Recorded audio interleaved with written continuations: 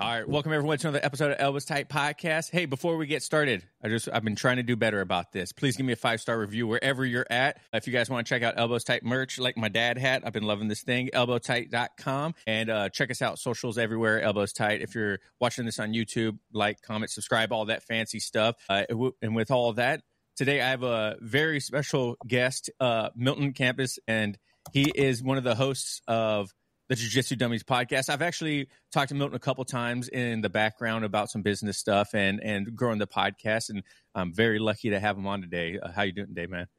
I'm doing great. I'm starting to open up all the socials just to make sure that I am actually subscribed to everything.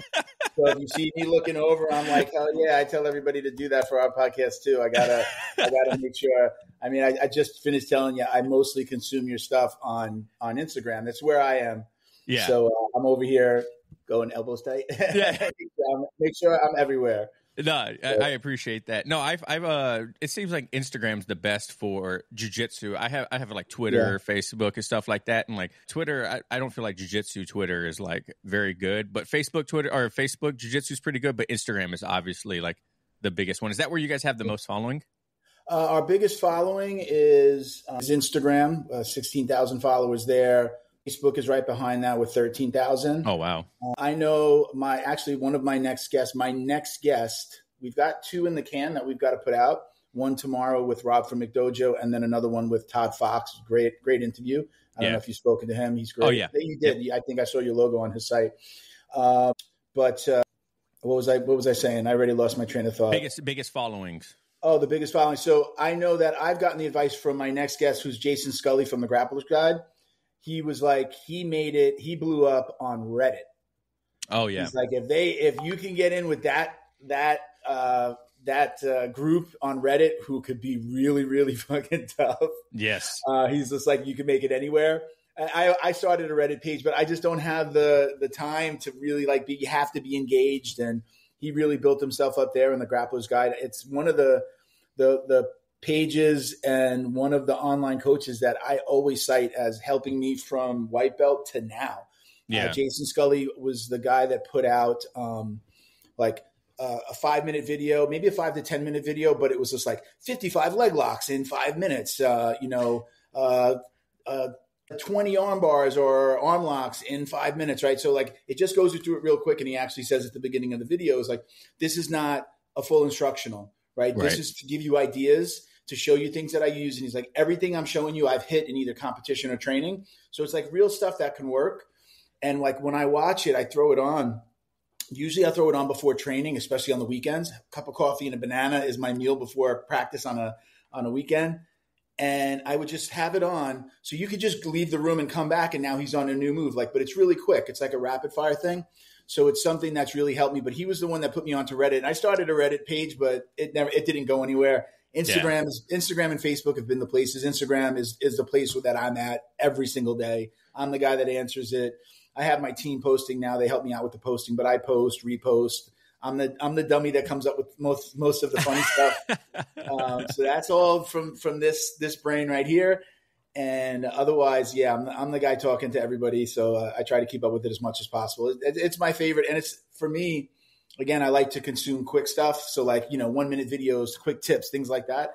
That's right up my alley. Yeah. So you started jiu-jitsu how long ago? This past June was 10 years. 10 years. I started right before my 41st birthday. My birthday's on June 30th. So I always remember it's right at the end of the month. And I started right before that, like 2 weeks before that. And I just turned 51 this past June. So it's been just a little over 10 years.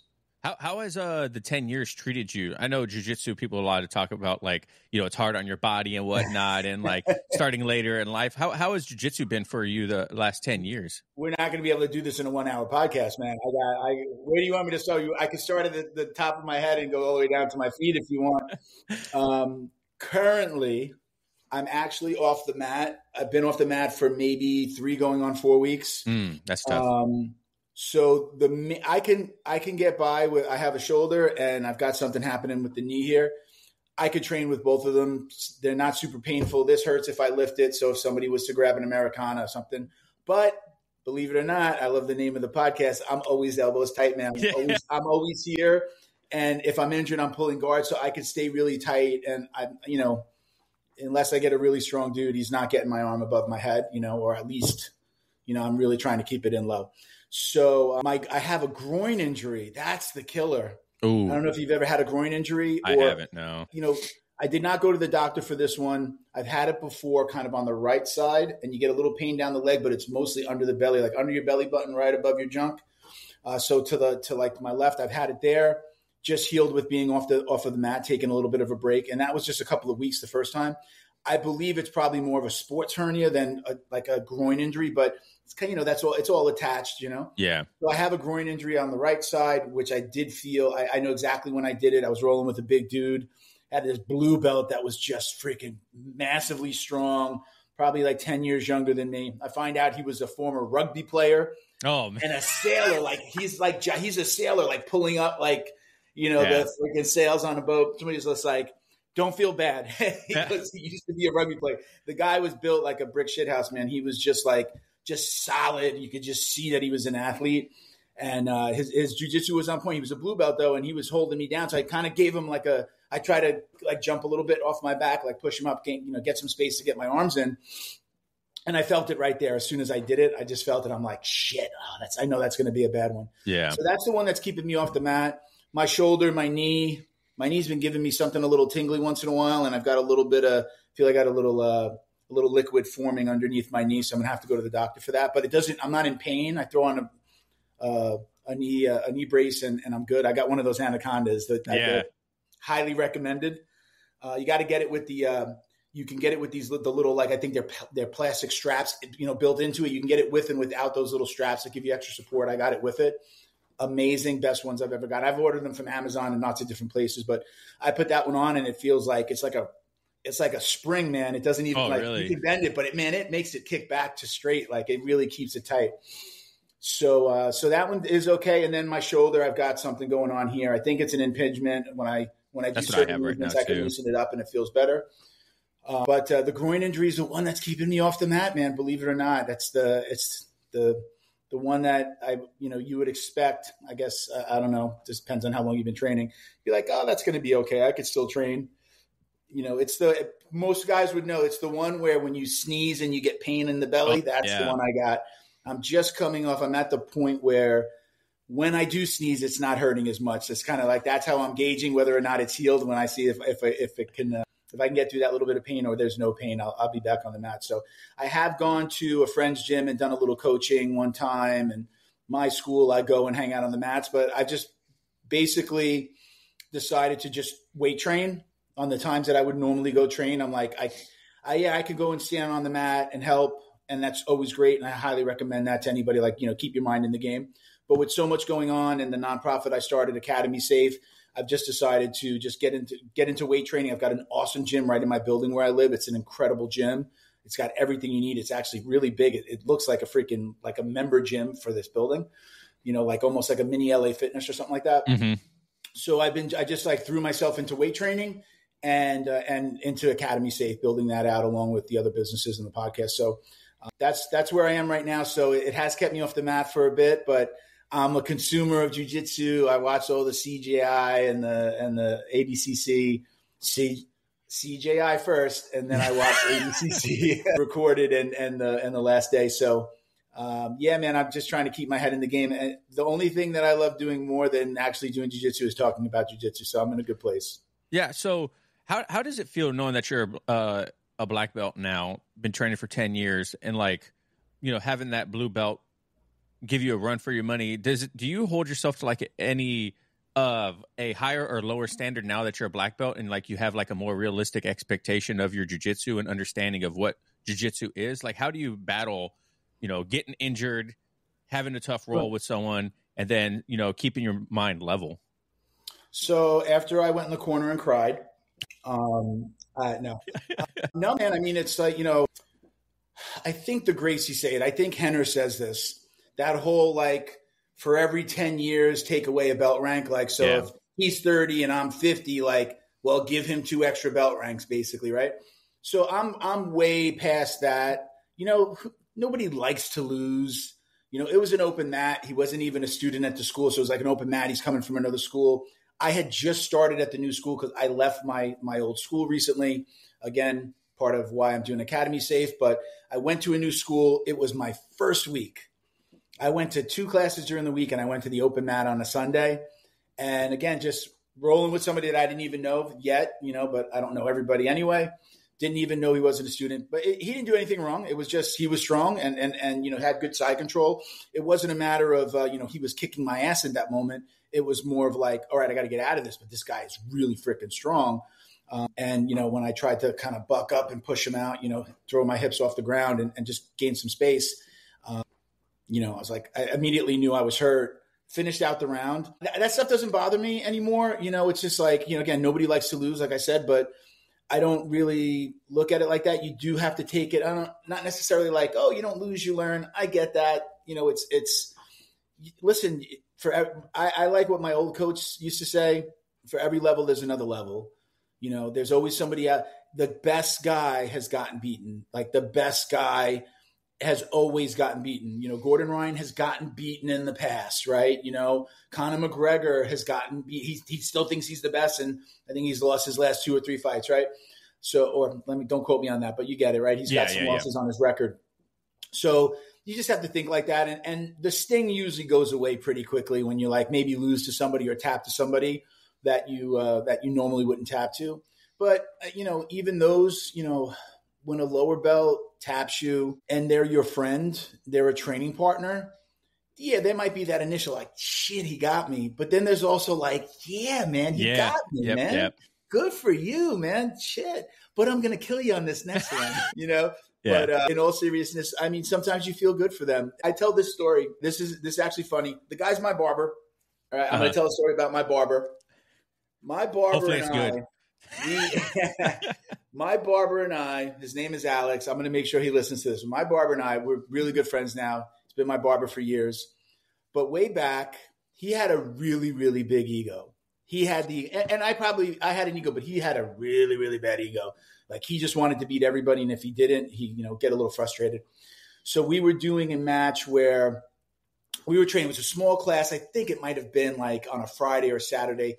Head coach wasn't there. An assistant coach was coaching. I think there was like 4 of us, and we had a pretty decent sized school. So it's like 4 of us, and we were doing a catch and release flow rolling catch and release. So literally, it's flow rolling, and if you do catch a submission, you're showing you got it, and you move on, and you move, and you give up position, right? A true flow roll where you never stop moving.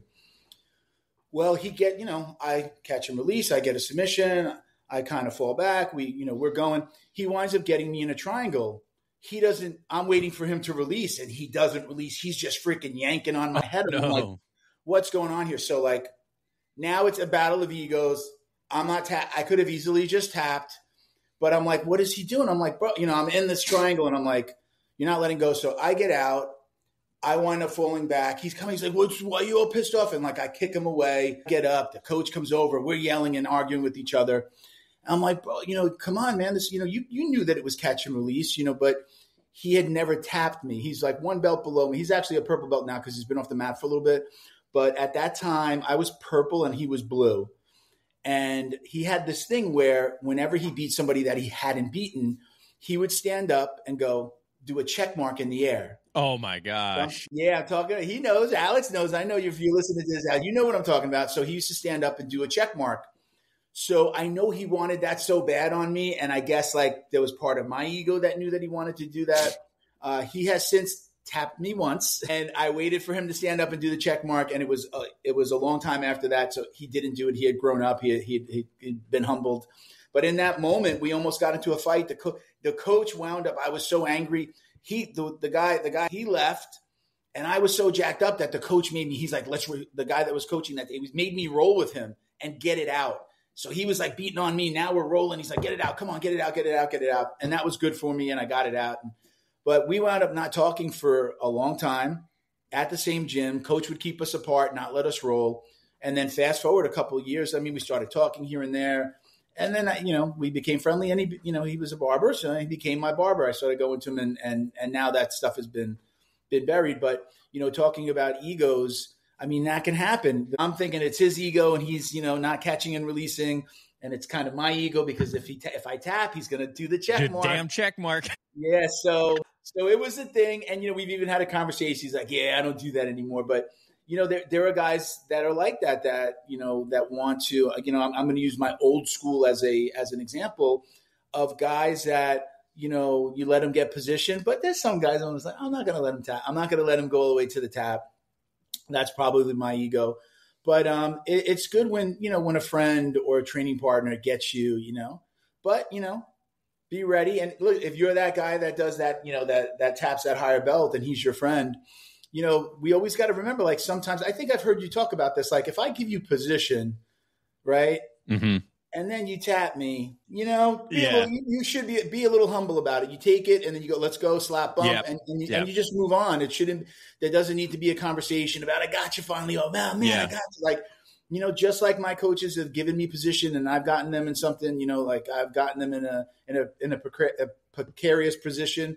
But yeah, there's no way I would have really passed unless they let me, right. A purple belt against my black belt. So you got to really understand it, and you really, really do have to be humble about that. But it takes a long time to get that out of your system. I think everybody to this day, or me, even at black belt, like, nobody wants to lose. Nobody goes to practice going, can't wait to lose today so I can learn something, right? We don't do that. We all have that ego, but it's how you handle it in the moment. And you can be thinking about it in here, but as long as you don't verbalize it or it doesn't manifest and you're doing something stupid, you'll be okay.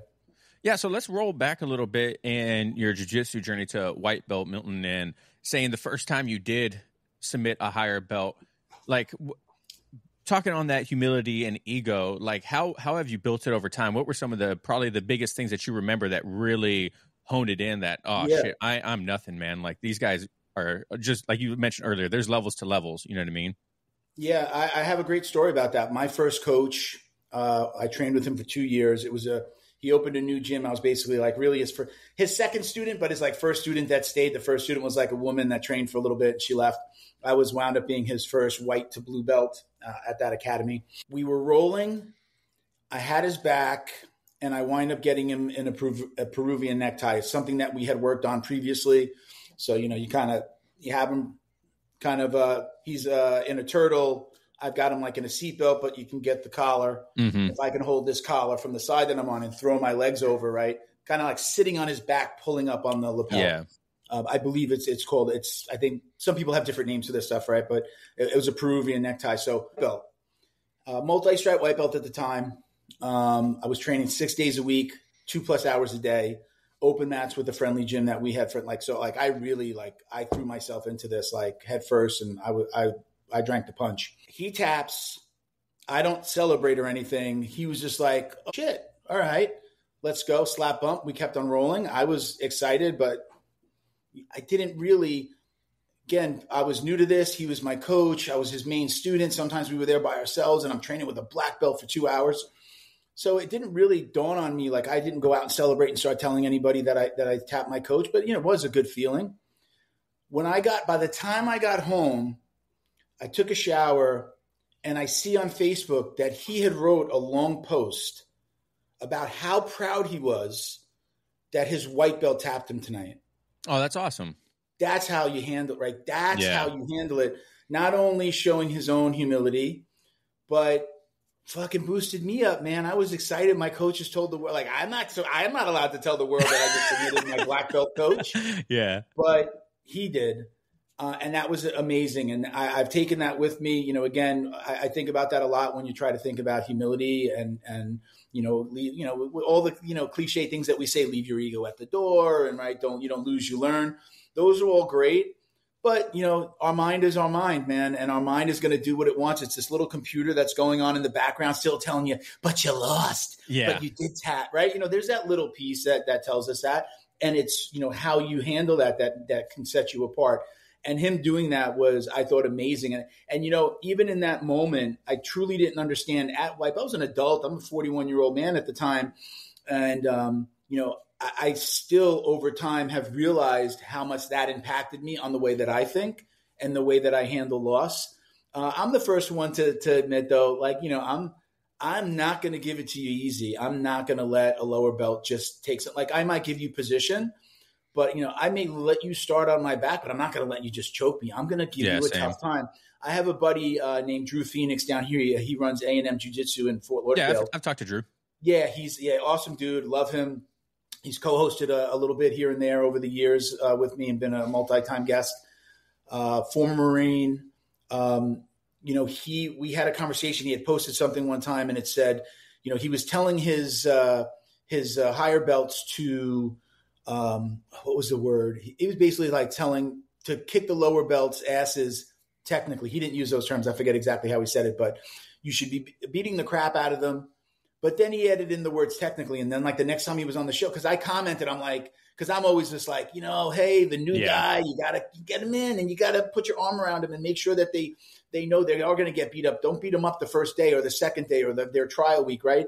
It's still a business and you got to make sure that people want to come back. If you get 10, you line up 10 guys and you kick their asses day one, half of them are not coming back the next day. Maybe even more than half aren't going to come back. So he said that, and he talked about beating them technically. And I have taken that now, and I remind myself when I'm rolling with somebody. I'm being honest when I say it goes through my mind. I think about him saying this, and if I'm rolling with somebody that I know that I could just be what fun is it for me as a black belt to just tap a white, a blue, or even a purple belt? So I'm gonna go in there and I'm gonna surf. I'm gonna like ride them. I'm gonna make them carry my weight. I'm gonna move. And then again, I'm gonna beat them technically. And in those times, I might give them a little something, let them sweep me, maybe they just sweep me and I wasn't expecting it. I'm not letting them do anything, but they really got something. So he's definitely one of those guys that he's super fun and funny. He's got a great sense of humor. He loves to joke around on the mat, but I've absolutely taken that. I'm like, just when you add in the word technically, beat up the trial guy technically, show him what you got and what he's going to learn. And I think that's helpful. As a business person, I've never owned a gym. I don't plan on owning a gym. But as a business person, I've always understood beating up the trial guy or the new guy or the white belts, like looking at them as like, food. I'm okay. I'm about to eat. It doesn't help the gym. It doesn't help your coach. It doesn't help you build training partners, right? We've probably heard don't break your toys, right? Yep. If you want to call white belts and blue belts, I know you just got your purple belt, so congratulations. Thank you. But right, don't break your toys, man. The less white belts you have, the less guys that you're going to help build up, and the fewer training partners you have, the smaller the classes are going to be. And you never want to develop the reputation as that gym that hurts the new guy, right? So, I've really taken all that to heart, and hats off to, guys like Drew and my first coach that have kind of instilled those things into me. I may not always carry myself like that on the mat. People may not know, but this is what's going on in my head, so that people that have trained with me or been like, he used to beat the shit out of me, think back. I didn't just beat the shit out of you and submit you 100 times in a 5-minute. My actual rule for myself is I usually, if I'm rolling with a low belt, I do want to I want to get a tap and I want to get a submission in. First one's for me. And then after that, we're going to roll to the end. And if you can get me, great. I'm not probably going to try to actually submit you until just the last minute. Just even the last 30 seconds. Okay, I look and I'm like, okay, and then I get aggressive and then I might get something, not trying to hurt anybody, but that's just it's not fun. I'm going to beat them up technically after that first submission, if I have control over that. Now, sometimes I'm on the other side of that. I'm saying how I handle the lower belts, but I've been the lower belt, and even at black belt, even the new school that I'm at, there's some tough guys, man. Some days there's 10 black belts on the mat, and, it's going to be tough. Again, I'm new there, but I'm going to get humbled. I am going to absolutely get humbled. Again, on Mondays is their biggest class there. I think I lined up the first day I was there probably with close to 10 black belts, which I've never been in a gym that had 10 black belts that are actively training. Right? That doesn't happen. Hats off to them. I think that's a testament to the type of school they're at, to have guys that have been around that long and love coming there. It's called Coral Springs BJJ. Coral Springs Jiu-Jitsu actually is the name if you search it online, right here on Sample Road in the middle of Coral Springs. And man, it could be a tough mat on when there's an open mat. And we got a lot of gyms from the area that come in. Again, a testament when you see a whole bunch of other gyms coming to your open mats, a testament to the owners and the guys that run the school. That many black belts. I've never been in a school that had many black belts. Again, part of why I'm doing Academies safe is, unfortunately, my second school of the 3 that I've been at, my second school, always wondering why black belts left. Why do we have so few black belts? Why has myself another black belt left? I'm recognizing that that's an important nugget And even at the new school that I'm at, some of those black belts are cops, or in law enforcement. And again, that's a testament. When you see these guys around, they've checked these guys out. They know that, that they know the stories, that they know what's going on, and they're super comfortable at hanging their hat there and putting their reputation inside of that gym. So yeah.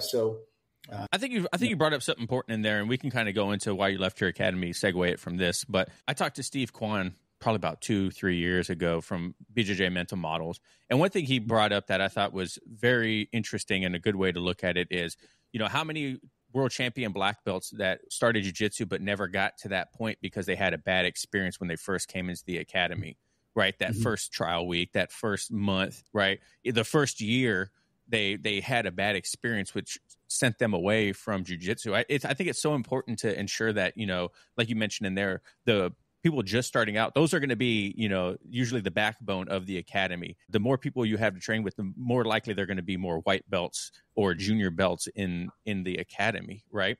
Absolutely. And so I think it's so important to ensure that you, not only your black belts, but everyone, all the upper belts and white belts are building a academy like attitude that welcomes people more. My buddy just went to, he left his gym and he was looking for a new one, and he went to an academy and was waiting for the kids class to finish, and it was going to be it was the adults class, and he was watching. I always tell people, watch a class first before you join if you're unsure. And he watched it, sat there the entire time, told the owner he was coming, saw the owner, made eye contact with him, sat there for an hour. No one said anything to him. The owner didn't say anything to him until he got up to leave. And he's like, "Oh, hey man, how's it going?"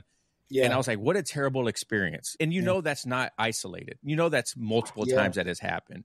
You know what I mean? How do you as a black belt now ensure that, you're providing that environment as well? Like you mentioned your last academy, but like that obviously has played into you making the academy safe nonprofit and all this stuff. Like how have you built your philosophy about that now?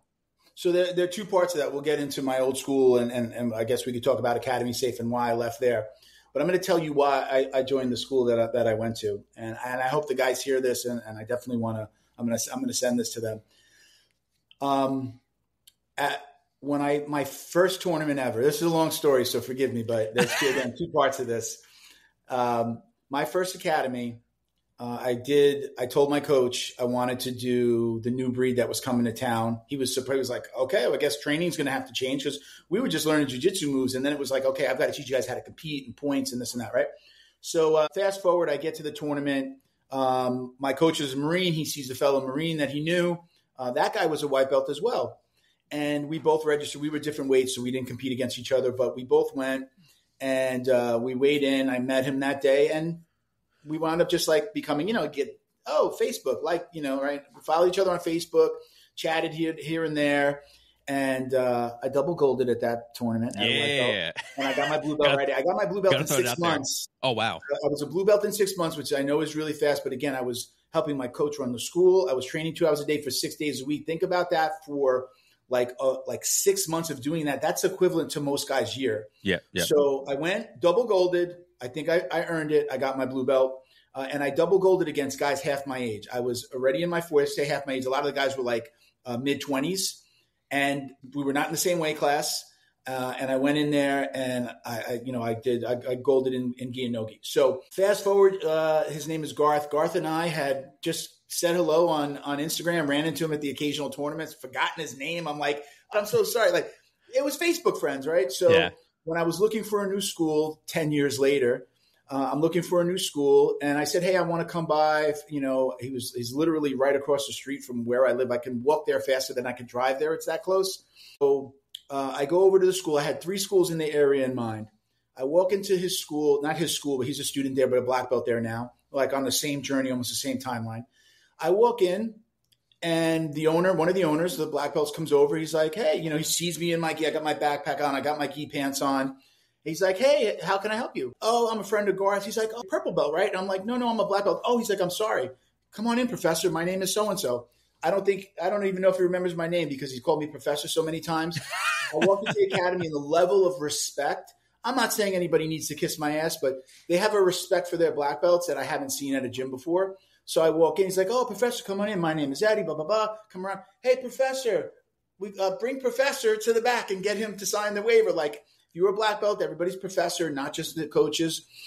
And it was just like, come on in, sign off. Hey, like lots of attention. Like you said, I didn't watch the class. I got on the mat that day. They introduced me. Garth said something about me after the class. Like it was great. I was just like, this is amazing. What a level of respect. That was a Monday class. I went back to the Thursday class.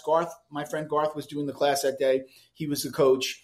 At the end of the class, he's like, hey, we were showing the move, not the end of the class, but we were showing the, move of the day. And he's just like, hey, Professor, do you want to show anything here? I was like, I've actually seen the guys get stuck in this, in this half guard. I go, I got a nice little submission from right here.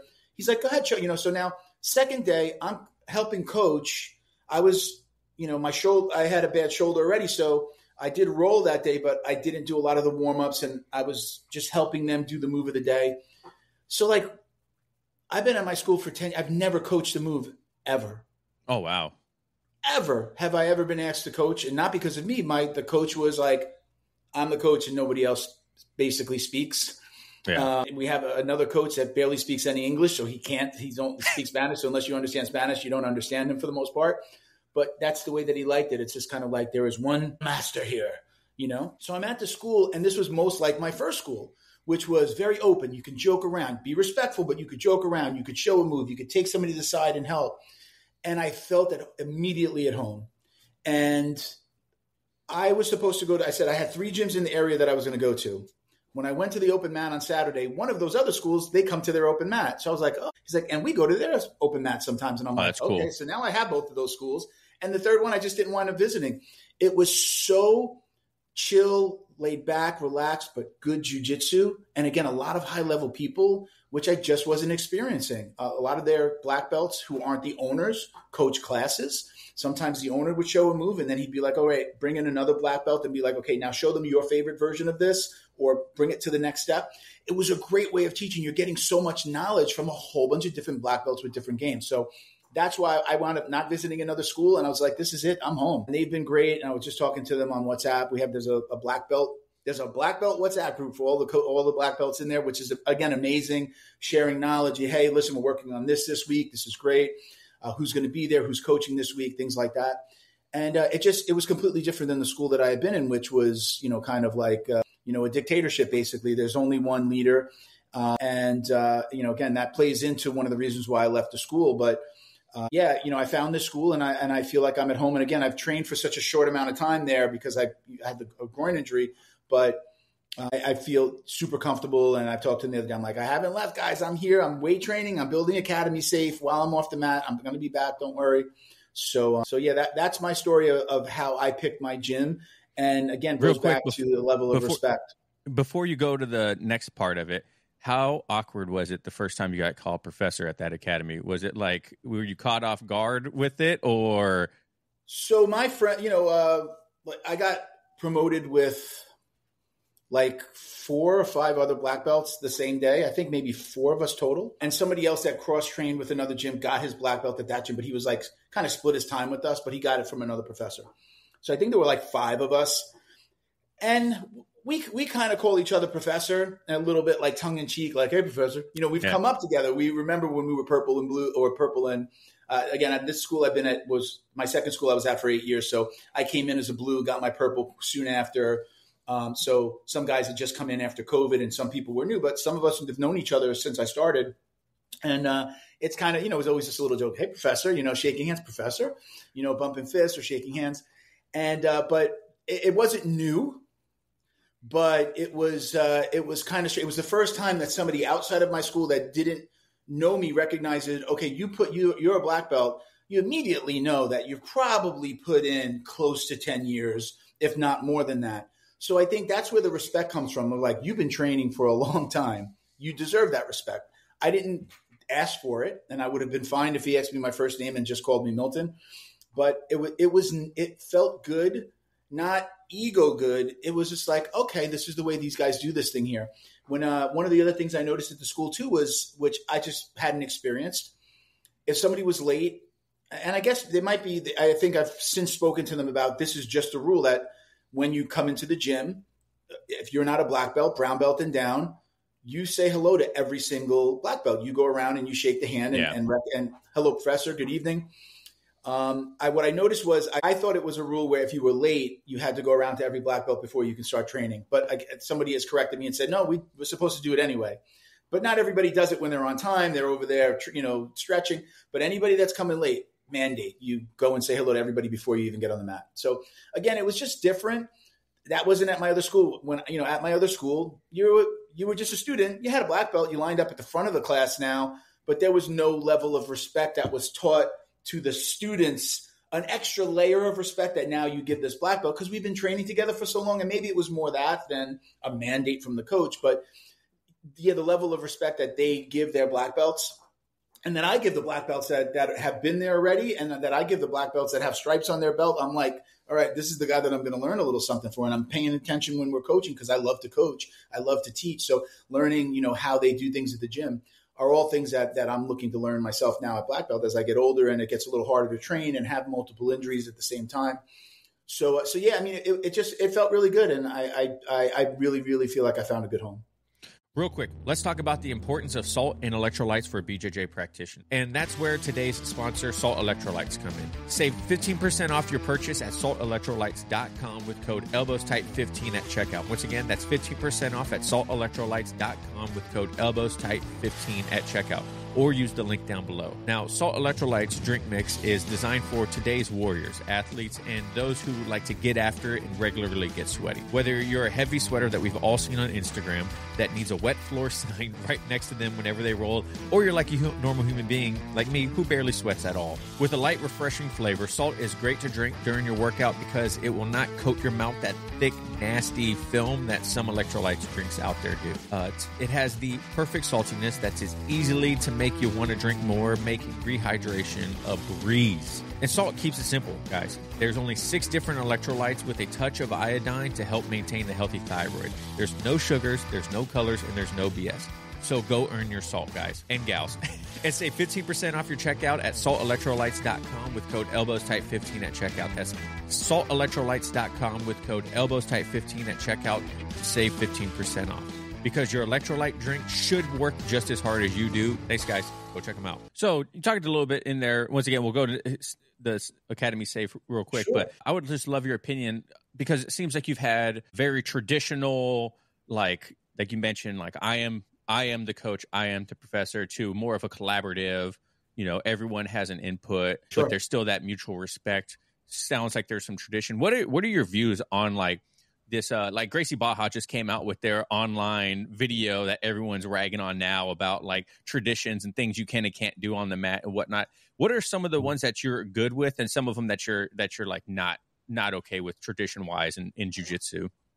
So the belt washing, I think is just ridiculous. I wash for or against. What's that? For or against it? Of course, wash your belt. It's disgusting. It gets dirty. I mean, it's ridiculous. The best. I just talked about this on the podcast again. It's one of the last questions we ask our guests as a little bit as a joke in a quick fire at the end of the podcast. But I was just talking to Todd Fox about this, and he was just like, "Yeah, I don't wash my belt. I came from the world of like." It's the strength is in your belt and you've got the sweat and the blood of your competitors in there. I get that old school. And if you came up like that, it's what right? I came up, my first school, nobody said not to do it. My coach had no opinion. It never even came up. It actually wound up coming up when I started to do the podcast. And one of my training partners was like, you wash your belt? He's an old school guy. He got his black belt a few years before me. He was trained with Pablo Popovich back in the day. It's where Cyborg and Wagner and those guys were, where they used to go to open mats and they trained a lot there. So that's one that I just think is absolutely ridiculous. Although I have not washed my black belt since I got it in December, I do spray it with Lysol and I do spray it with something called Nutrizone. It was a sponsor from the show. They have a liquid that you can spray it with. So I do that. And more so because I'm like, okay, this is my black belt. I'm going to have it for a longer time. So yes, when you wash it, it fades and it could, make it wear and fray a little bit more, but that's the only reason. But I do try to keep it clean. So I think that's ridiculous. But getting into more like the serious stuff on the mat, I just think, especially I'm in one of the meccas of jiu-jitsu. Somebody just wrote an article about Coral Springs, Florida, period, with like the explosion of jiu-jitsu in our area. You could Google it. You can Google it. You'll see it. We're not a huge town, and there's Jiu-Jitsu Academy every half mile. I mean, it's nice, but there is a ton here. You better have a really good school. My point there is going to be, though, that if you get too traditional on an American audience with so much jiu-jitsu, if you're the one that's just like, it's like this and I rule with an iron, that just, I don't think that can exist anymore. And I know for a fact that I've had lunch with some of my other, my former teammates, and he's listening to what I say. He's listening to the podcast. He's listening to the things that I've said on reasons why I've left, and he's been changing those things. He's like, I didn't know that Milton would want to coach. How would you? I've told you I wanted to coach. You told me you were going to have a training program. What do you mean you didn't know I wanted to coach? I talk about on the podcast all the time how I love to coach and love to train. You see me always volunteering to take the new guy on the trial class, especially if he was a bigger dude like me. I'm 230 easily. Grabbing that big guy and training him and doing Jiu-Jitsu 101, showing like somebody that knew nothing. How do you not know that I would love to coach? Again, never like, hey, professor, I'm going to be out, coach the class. He would have his son coach. His son was in his teens, incredible jiu-jitsu. I'm not saying anything, and an incredible coach at 19. But there were times where he could have said, hey, Milt, why don't you coach? Or I'm going to be out, coach the class. Other people had the keys to the facility. Most people did just people had keys to open up. And those would be the people that would line us up and then maybe do an open mat coach. So like little things like that just really turned me off. But the main reason I left the school, I know your question was, things that I don't like. So let me finish that answer. It is that ruling with an iron fist that I just don't think works. Like it needs to be kind of collaborative. It needs to be a community. One of the things that I also didn't like, which I saw at my first school and I'm seeing at this school, is like coaches getting you together outside of jiu-jitsu. But now that I know what was going on, I know now why my coach didn't do that. His wife gets the girls together and they go on trips. They're I think they're in South America or something post Jiu-Jitsu Con. They went on either a trip to Mexico. They went someplace. I've been seeing all the videos and they always do that every year. But you create this community of people. Yeah. So it's just like we train together. And yeah, I had friends and we would get together, but the coaches not wanting to be part of that, it was odd for the male coaches to not be doing things to like get us together. Let's go out. Let's go watch a UFC. Let's have a Christmas party. Let's have a dinner. Let's have that didn't exist. And when it did, it was just kind of like, hey, at the end of the ceremony, here's some cookies and things like that. All right, get your stuff. All right, come on. Okay, it's late. Everybody get out. So like things like that, I just don't like. I think that there's a community. All of my friends are from jiu-jitsu in Florida, are all from jiu-jitsu. My only friends that I have that don't do jiu-jitsu don't even live in the state. Maybe my producer from the podcast, Bo, is probably the only friend that I have that's involved with jiu-jitsu but doesn't train. Other than that, everybody that I deal with, work with, everybody's jiu-jitsu.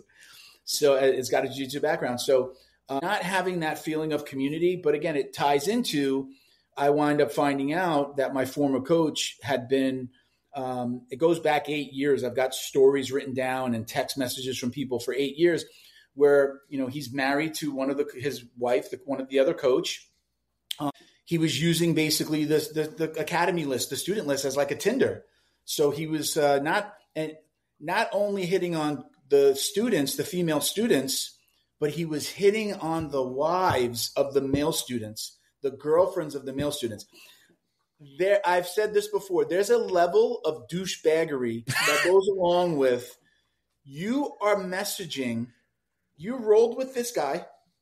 He's in his car on the way home, and you're messaging on Instagram, texting with the girlfriend or wife, literally down to asking them to meet up, to go out. The level of dirtbag that you have to be. Yeah. I say it without saying his name or the academy name. I'm being fucking respectful to him in that regard. The level of dirtbag that you have to be to go after the wife of the student that you just rolled with, that I've heard worse, and there's been worse, and there are worse stories about him and obviously other academies. The level of dirtbag that you have to be to try to get away with that. But then that leads to, it makes sense why he never went to parties.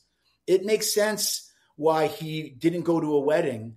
He would go away on purpose his head coach got married and he went away on a trip. And it makes sense. It makes sense now. He couldn't be in the room with the student and the wife Because what if something was said, or just feeling guilty? So it started to hear those stories, and then they started to get worse and worse. So, we heard on like, okay, he had an affair, or hey, that's not illegal. He didn't touch a kid. Well, who am I to say anything? And a lot of people stuck around because of that. But then the story started to get worse, and pictures being sent, and, things on FaceTime, and it just got worse to a point where I was just like, yeah, I can't be here anymore. I can't be at this place. We were a former Fight Sports Academy that changed their name after all that stuff happened with Fight Sports. If you can remember back, and if you don't, just Google Fight Sports New York Times. You'll see the article about it. Most high profile story that was done on them. But we changed our name after that. I told him, I'm not coming. I'm not training at this gym. If you're going to be Fight Sports, I need to be gone. And he wound up changing the name. And then it turns out that he was just as much of what I call it being a predator.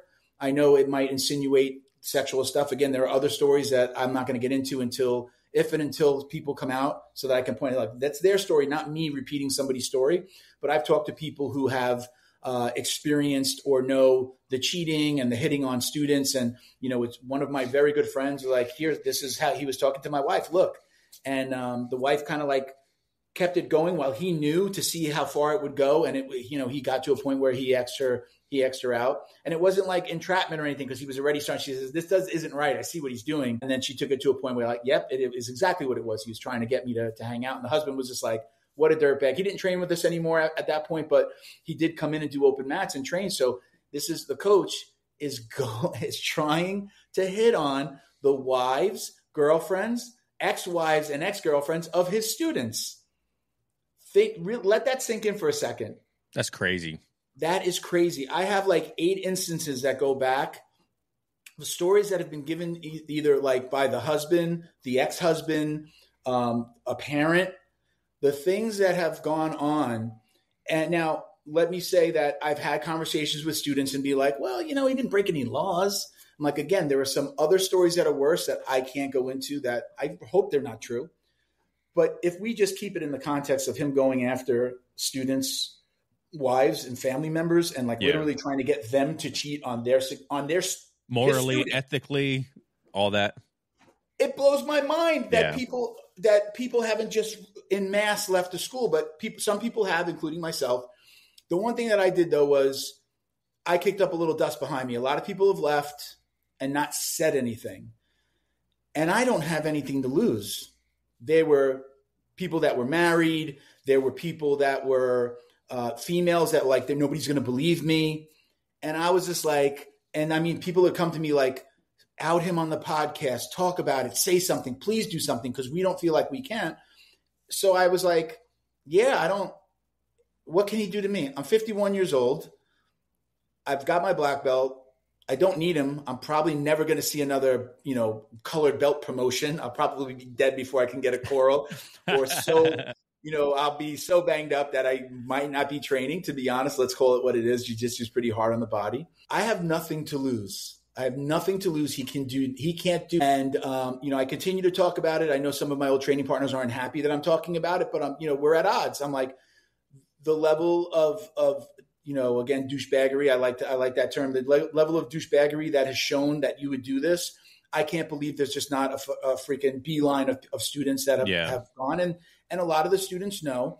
And again, we're on opposite sides, and it's just like almost talking politics. We're on opposite sides as well. He didn't break any laws, and he's been better now, and now he's not. He swears he's not doing it, and now he goes to church, and now this and that. That's all great, but I know about these 8 stories because people confided in me, because these are people that I train with. What are the other stories that we don't know about? And how many times has he done this where nobody said anything, or that woman or that student? I know I wound up hearing about like a student left, and now I know why they left. And I've talked to them, and they've like, yeah, I left after that. I'm not going to stay there. But nobody had the platform that I did. Nobody was able to get on a podcast or do their own podcast. And what I did was I got so fed up with it. And there were some things that happened in my own family having to do with let me correct myself. We had a member of the family come out and tell us that she had been sexually assaulted as a child, completely separate from all this. She knew nothing about anything jiu-jitsu related. And it was coincidentally at the same time that some of the fight sports stuff had happened. So when I said I wasn't going to fight sports, it was already bad. And then I'm hearing this story and I'm like, there's no way I could ever go train at fight sports. Again, there are great fight sports people and training, just the system there that let this happen. And then also help these guys flee to Brazil. The two people that had been accused of statutory rape, both of these guys have left and fled to Brazil and, were they helped? Were they not helped? I just couldn't be there. And now this is the second time that the actions of a coach have affected my jiu-jitsu career, my time on the mats. I was there. I tried to stay there. And I'm just like watching my coach teach. And in my mind, thinking about looking at him, like, who else is he talking to in this room? Because we have female students. Is he talking to any of these girls? Is he talking to any of my male students, like their wives? And I'm watching him teach a move, and all I'm thinking about is that. And that's when I knew it was out. Because now my happy place is gone. My happy place is now my unhappy place. I'm actually was disappointed in myself I stayed that long, to be honest. So I get it's difficult to leave a gym. And a lot of the girls, they're so tied in with the wife, the female coach, that it's very hard for them to leave. And they've said it. And people have asked me to open a gym. And I'm like, well, I can just open a gym because this guy did something stupid. But I wound up doing something about it besides kicking up dust and making some noise. And I want him to know we're not going to forget about this. We know what you've done. And just because you started going to church doesn't mean that that we've forgiven you. It's almost like an alcoholic going to somebody gets into an accident and, they get a DUI. And before they even go to court, like a famous person, they already put themselves into rehab just to show the court, right? I feel like that's what's going on. I'm going to do this proactively. I'm going to start to go to church. I'm going to change the way I'm in the school. But that doesn't mean that there aren't all of these other stories out there. And yeah, maybe over time you can gain some forgiveness. But right now, I just want to I want people to know, again, without saying his name, my fellow students and training partners know, there are other options out there, and don't feel like you're stuck. A lot of people do feel like they're stuck. Either I'm about to get promoted and I don't want to leave. I got to start over at another academy. Well, would that put my belt rank or my belt promotion at risk? These are all valid things. I get it. Again, I was there. I had heard stories. I got my black belt after I had heard some of the more, kind of innocuous stories like, oh, really? Did he really hit on her? I don't know. Somebody said that he hit on her, But post black belt, I just couldn't be there anymore. And then again, besides kicking up a little dust, I said, what could I do? What could I do? I'm not just somebody that all right, I left and it's okay. And to know that it's going on back there without doing anything about it. So we started Academy Safe. It's a nonprofit. It's a 501(c)(3). It's a true nonprofit. Academy Safe Incorporated. I ran the idea past Rob from McDojo, Rob Ingram from McDojo, the guy that founded McDojo. He'd been on the podcast several times, and I reached out to him. I said, am I crazy? Is this something that I can do? And he says, Milt, people have been trying to get me to do this for years. How can I be involved? And I said, listen, I'm going to start this nonprofit. Would you want to be on the board? He was like, absolutely. And what Academy Safe is it's an organization.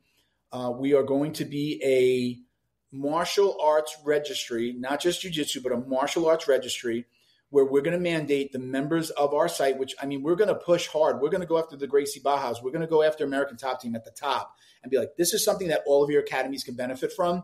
And what we're asking them to do is we want every academy to have background checks on ownership and staff, all of your coaches, anybody that's in a room with a kid or a female or any coach, they should have a background check.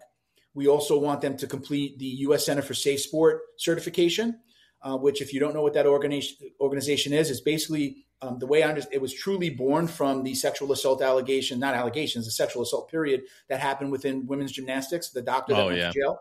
Right, that U.S. Center for Safe Sport, I believe, was founded out of that, and is very much involved with sports that lead to the Olympics. But anybody can get a certification, including parents, which I recommend.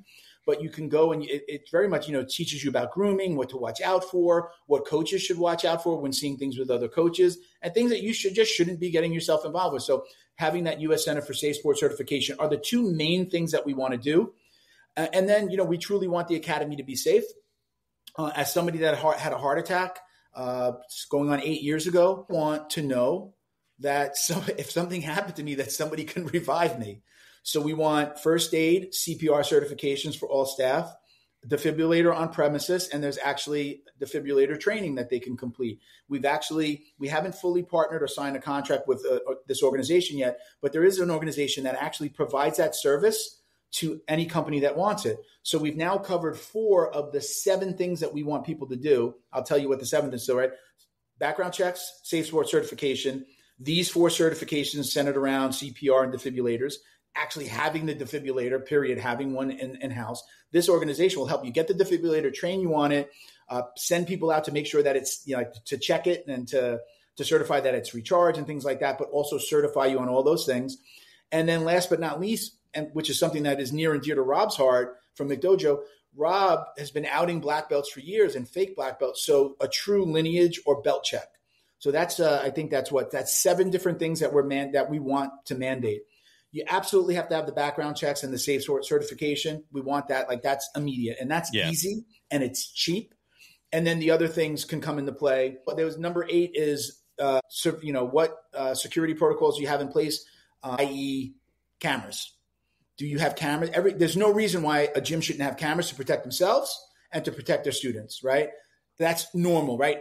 Every business has cameras, right? So you should have cameras in your facility as well. Those things would certify you as academy safe.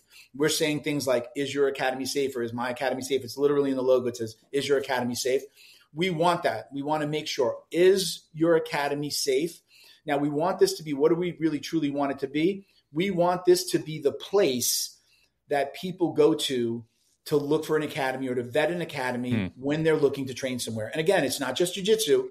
I'm a jiu-jitsu black belt. You're a jiu-jitsu purple belt, but taekwondo, karate, Muay Thai, wrestling. Wrestling is a martial art. USA Wrestling, for their coaches, they actually do the first 2. They do that already. Oh, nice. We have Rob on the board. We have Joe Scargill, who's an active Secret Service agent, who's joined the board as well. So he's our law enforcement guy. It's myself, Roberto Santiago, who has a background in journalism. And my daughter is our recording secretary with non-voting rights. So she's our recording secretary. She's on the board. So there's 5 of us right now running this thing.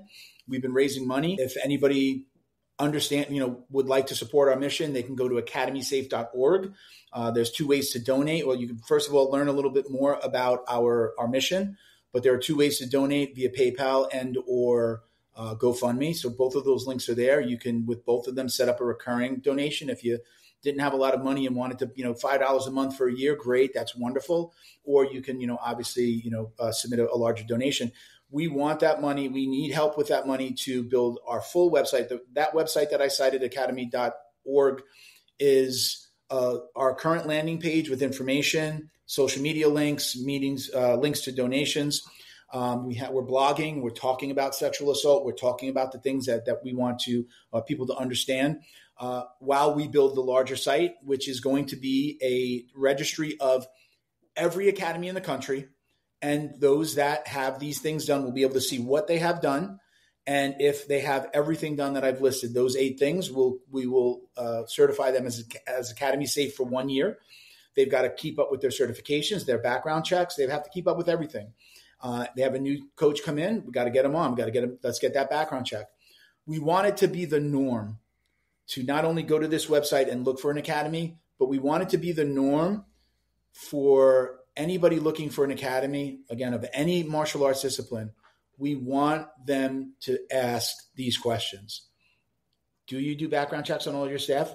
Are my children going to be safe here? Have you done the U.S. Center for Safe Sport certifications? No? Why not? Or do you plan on it? At least those 2, that should just be the standard. Yeah.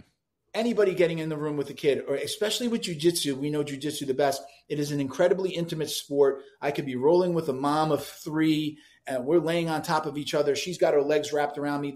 We're in a very, very intimate sport, and we spar every class. I want to know that I want to at least have weeded out as many creepers as I can. If somebody has a violent background or sexual assaults or things like that, we want them weeded out. They should not be in that room. And if that means that takes away their job, so be it. You shouldn't be on the mat. You should not be on the mat touching a little kid, or rolling with a little kid, coaching a little kid, or coaching a women's class. If you have sexual assault, if you've been convicted of a sexual assault in the past. So that's what we're trying to do. There are a lot of people out there that don't necessarily understand this. They get into martial arts. They don't even know this. This is completely new. I'm just going to ask that anybody watching, if you don't think that this is a good idea, or if you think like, this is way overblown, Google sexual assault martial arts. Scrap it. It's huge, unfortunately. Because it's disgusting. Yeah. It's horrible. Follow McDojo. Just follow Rob at McDojo Life. I talked about that with him, and he said that was like probably the hardest part of his job is reporting on all the, horrible things academies are doing to women, children, and you know what I mean? I just got chills. Yeah. I just got chills. He has told me stories. Again, I'm still getting chills. He's told me stories about videos and things that he's gotten from academies around the world. Literally men gang raping a woman, clearly having their academy names on, like, it's a group of guys wearing their academy gear or shirts or whatever. Like, these guys are in an academy together and they're raping this woman. The stories, the things that he has told me that he sees, it's very, very dark. I had to prepare my staff. So my staff from Black Belt Digital Marketing is running Academy Safe, right? We're running the marketing. We're doing the social. It's a team effort. And until we have staff on Academy Safe, I'm basically donating my company's time to build this. So I do that forever. And that's one of the reasons why we really need some help with donations. It's going to be able to help us, actually get full-time staff that are running it. But yeah, man, I had to prepare my staff. I had to talk with a daughter who is 30 years old and is my right-hand gal. She's going to be running Black Belt Digital Marketing herself one day. I had to prepare her, and her half-sister works for us as well. Not my other daughter, her half-sister from same mom, different dads. And I had to tell them, listen, are you guys okay with this? Because it's going to get dark. It's going to get dark, and you're going to see some really disgusting articles, and you're going to read some really disgusting things. And there's going to come a point where I'm hoping that people can report things to us, and could we have an 800 number, and how would that work? But it gets dark, and it gets dark quickly. So I had to prepare them for that. And they're big girl, they're like, we got it. We'll let you know if we're feeling any type of way about some of the things that we're hearing. But, we go from, we're doing marketing for, plumbers and roofers and things like that. And it's all like, hey, before and after, and show this nice stuff. And it's never been something like this before. So yeah, I had to prepare them for that. But I think they've been doing an incredible job of getting the message out there. Having Rob and, again, Joe Scargill and even Roberto Santiago, having these guys that have proven careers in these parts that we need. Like, I'm the marketing guy. I've been doing this for 18 years. Rob's been doing McDojo for well over a decade. Joe Scargill has, 20 plus years in law enforcement and is, just came off the RFK detail. He was on Robert F. Kennedy Jr.'s detail almost right up until he was through his support behind Donald Trump. So, again, Roberto has written books. He's got pictures with, like, all the famous boxers. Like, his experience goes back in this world. He trains. Everybody trains right now, other than my daughter. Everybody trains in martial arts, very specifically Jiu-Jitsu. But Rob is got belts in multiple disciplines. Roberto does Kung Fu on top of Jiu-Jitsu. Joe is has a wrestling background and coaches both wrestling and jiu-jitsu at his academy in Jacksonville. So, there's a lot of experience here, and, we're going to make this happen. We don't need to raise $1 million to make this happen. I don't need to raise a dime to make it happen. We can make it happen with my company, but it's going to put us out of it. And we need full-time employees. I shouldn't say that. We need full-time employees. So we've got to make this happen. In order for it to grow, we need to continue to raise money. But, this has been my new mission. And I was talking to somebody the other day, and I said, I thought I found jiu-jitsu for, like, my own mental health. Mm-hmm. It is such a great stress reliever. It gives you that incredible stress release at the end of the day. I feel like I'm a better person because of jiu-jitsu. And I said to somebody, I go, I thought I found it for that reason. And I go, I think that this may be why I found jiu-jitsu. I think that this may be the reason. A new path. I'm still training, besides injuries, I'm still going to train, and I'm still going to be on the mats. But I think that this is the reason that I found jiu-jitsu. There's nobody doing this. There are most states, you can Google this yourself. Try to find a list of states that mandate background checks for martial arts academies. It doesn't exist. There is no list. I've looked for it. There are some states that require background checks when you're working with kids, and more local governments that require it. So Jiu-Jitsu academies could fall under that if they have a kids program. But there are no federal or state mandates that I can find that require it for martial arts academies specifically. I have had a few messages here and there. It's like, hey, yeah, I have to do that for my academy, or my city requires that I do. Yes, I know that exists, but there are no state or federal mandates that say every martial arts academy, kids or no kids, has to have background checks or any of the other things that we've listed. I think like down in Florida, you have to have an AED, the defibrillator. My academy's never had defibrillators. And it's like they may get a little note that says, okay, you got to have a defibrillator next time I come, but they don't shut down gyms in Florida because you don't have an AED. So we want to make all these things happen. We want all of these things to be important parts of choosing a gym. And it's like anything. You don't think you need it till you need it. Yeah. I had 2 heart attacks, one on a Friday night after training, and then one on Saturday morning when I went back. They were light, what's called a non-STEMI heart attack. My main artery was blocked about 80%. So my heart was struggling to breathe, to get oxygen, right? So your heart kind of fixes itself and moves the blood around the way that it has to. So I wasn't falling on the floor. I didn't pass out. Nobody had to revive me, but I was having chest pain, went back in the morning, trained again, same chest pain. My wife at the time made me go to the hospital, and we found out you're having a heart attack right now. Holy crap. So, thinking back, what if I had passed out on the mat? Would anybody have been able to revive me? Would anybody have been able to, after the heart attack, I mentioned to my coach, and he wound up getting an AED. I mentioned it to him. You don't have an AED around here? And he wound up getting one a few months later. But I've trained in 2 gyms down here. They didn't have a defibrillator. My new school has one. And then the other side of it is, great, you have one. Is everyone trained on it? Yeah. Do they know how to use it? It's important. It's important. And do you know the difference between the pads that have to go on an adult versus a child? There are new ones where that doesn't play in. So there are all these other things that wind up having, come into play. But we're trying, we want a safer Jiu-Jitsu academy. We want people to know that when they bring their kids to an academy that they can feel safe. But I'm going to say this. I said this I did the Biz Jitsu podcast last week. And one of the things I said was, regardless of everything that we're talking about, if you're a parent and you can stay in the gym, in the academy while your kids are training, do it. Take that 1 hour. I know, work and phones, and I can go grab groceries while they're here. I get all that. I know that everybody can't. But if you can, have an older brother, an older sibling, mom, dad, grandma, grandpa, somebody should stay in that academy. I don't care if their academy safe or not. You should be there, because it only takes another student. We can't do background checks on every student. It takes one student, one adult, somebody that comes into the academy that just doesn't look right, doesn't belong there.